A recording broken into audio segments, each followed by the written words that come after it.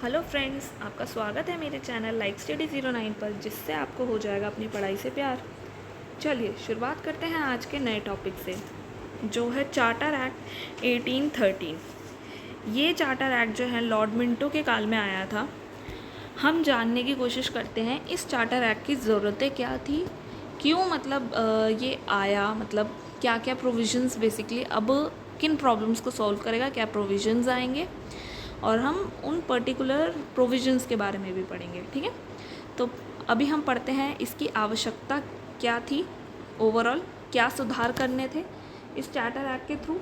तो जो 1808 था उसमें नेपोलियन ने यूरोप के जो व्यापार को पूरी तरह से रोक दिया था।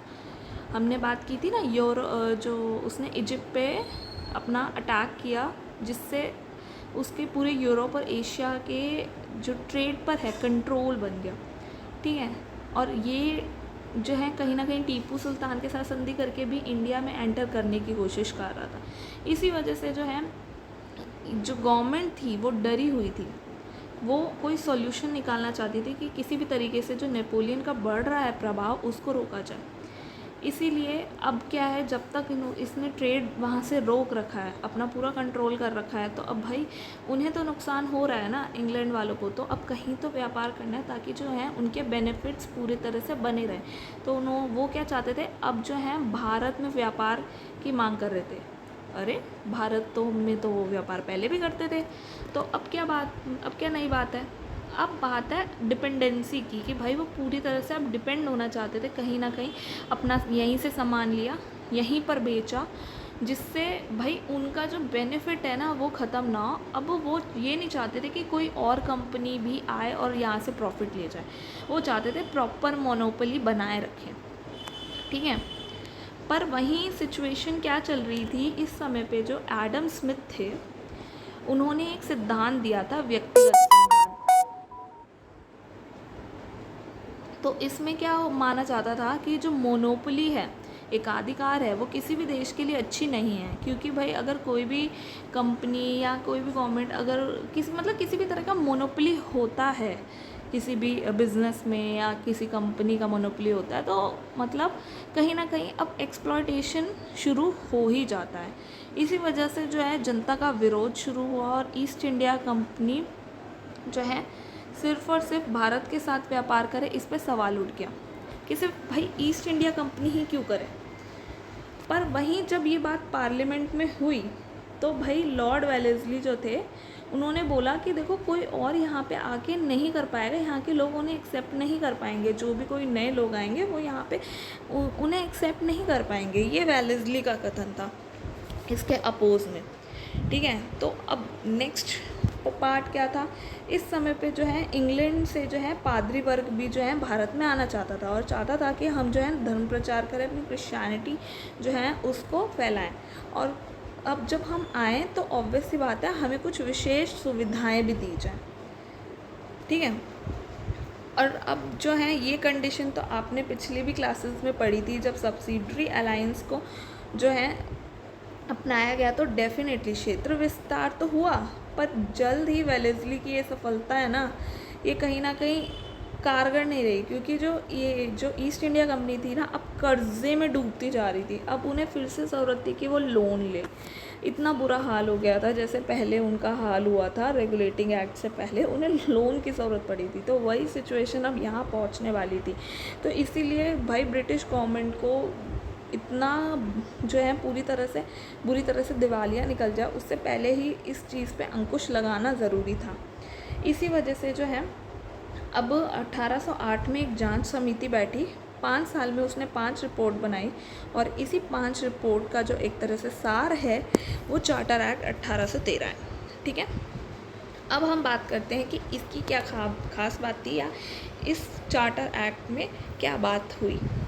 तो पहली बात वही नॉर्मल कि भाई 20 साल के लिए फिर से इसे एक्सटेंड कर दिया जाएगा, अधिकार पत्र दे दिया गया कि अब जो अगला चार्टर एक्ट आएगा, जो ये सब जो कमियां हैं, जो रिफॉर्म्स हैं आपको करने हैं, उस सब का ऑब्जर्वेशन अब नेक्स्ट 20 ईयर में होगा। तो 20 साल के लिए आपको फिर से अपना अधिकार पत्र मिल गया है।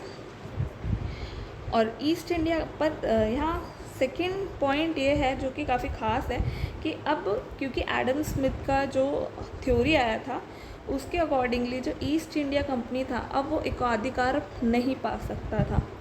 बस कुछ अपवाद थे, जो था चाय में व्यापार, कि भाई चाय का व्यापार में सिर्फ और सिर्फ ब्रिटिश ईस्ट इंडिया कंपनी जो थी ना वो ही व्यापार कर सकती थी और कोई कंपनी नहीं। ऐसे ही चाइना के साथ भी जो ट्रेड है सिर्फ और सिर्फ ईस्ट इंडिया कंपनी कर सकती थी। इन्हें छोड़ के बाकी एरियाज़ में जो है इनकी मोनोपोली को ख़त्म कर दिया गया। बट अभी भी इन्होंने ट्रिक जो है अपना रखी थी, वो यही थी कि जो ब्रिटिश में ब्रिटेन के सिवा जो अदर कंपनीज इसका पार्टिसिपेशन करना चाहती है, बेसिकली ट्रेड का हिस्सा बनना चाहती है, उसको भाई व्यापार करने से पहले लाइसेंस लेना पड़ेगा और वो लाइसेंस उसे बोर्ड ऑफ डायरेक्टर से लेना पड़ेगा। और सपोज़ मान लो वो बोर्ड ऑफ डायरेक्टर के पास गई वो कंपनी और बोर्ड ऑफ डायरेक्टर ने वो जो है लाइसेंस देने से मना कर दिया, तो अब वो किसके पास जाएंगे? बोर्ड ऑफ कंट्रोल के पास। तो इन शॉर्ट थर्ड पॉइंट यही है कि जो है बोर्ड ऑफ कंट्रोल की पावर को बढ़ा दिया गया। कैसे? लाइसेंस की पावर देकर, क्योंकि अब वो उस पर डिपेंड करता है कि बोर्ड ऑफ कंट्रोल वो लाइसेंस देना चाहता है या नहीं देना चाहता। नहीं देना चाहेगा तो आप ट्रेड नहीं कर सकते, ठीक है। और वही जो बात हुई थी कि भाई जो है वो चाहते थे, जो पादरी वर्ग थे वो चाहते थे कि हम जो है अपना ईसाई धर्म फैलाएं, तो अब जो है उनको अलाउ कर दिया कि आप जो है भारत में आ सकते हैं, आपको मंजूरी दे दिया, आप आ जाओ भाई, अपने गिरजाघर बना लो, बेसिकली अपने चर्च बना लो। कलकत्ता में बनाया भी, और जो है पादरियों के ऊपर एक बिशप को बिठाया गया। और ये इसीलिए किया गया ताकि जितने भी कर्मचारी हैं वो अपने धर्म से जुड़े रहें, और जब भी उन्हें अपना काम को लेके किसी भी तरह का स्ट्रेस हो तो वो जो है अपने रिलीजन से जुड़ सकें और शांति पा सकें। और इस जो चार्टर एक्ट है इसका सबसे इम्पॉर्टेंट पॉइंट जो है ना, जो एग्ज़ाम में पूछा जाता है, वो है ये 5th पॉइंट कि इसमें जो है शिक्षा पर 1 लाख रुपए बजट के तौर पे खर्च किए जाने के बारे में बात की गई थी।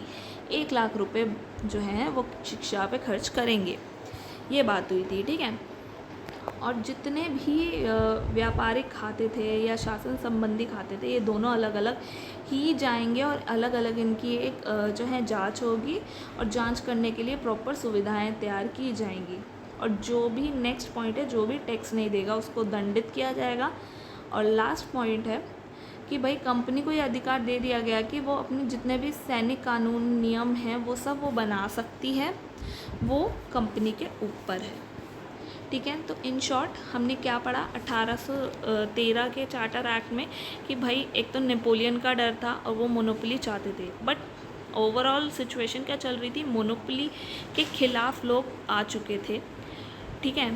तो इसीलिए अब बीच का हल निकालना था, और इंग्लैंड के पादरी वर्ग जो हैं वो यहाँ पे अपना धर्म प्रचार करना चाहते थे, इसीलिए जो है इनकी मोनोपोली को बनाए भी रखा कुछ एरिया पे, और कुछ एरिया पे फ्रीडम दी गई पर लाइसेंस के थ्रू। और जो है ईसाई धर्म को यहाँ आने की मंजूरी दी गई, मतलब पादरियों को आने की मंजूरी दी गई, शिक्षा पे खर्च किया गया, खाते अलग अलग बनाए, टैक्सेस की बात हुई कि टैक्सेस जो नहीं देगा वो दंडित किया जाएगा, और आप अपने सैनिक कानून बना सकते हैं। आई होप आपको ये वीडियो अच्छी लगी होगी। Thank you for watching. अगर आपको ये वीडियो पसंद आए तो प्लीज़ लाइक, शेयर और सब्सक्राइब करें, और नए अपडेट्स के लिए बेल आइकन को ज़रूर दबाएं। कमेंट्स में अपने फीडबैक, डाउट्स और जो हैं सजेशंस ज़रूर शेयर करें, मेरे लिए ये बहुत वैल्यूएबल रहेंगे। मिलते हैं नेक्स्ट वीडियो में, तब तक के लिए गुड बाय।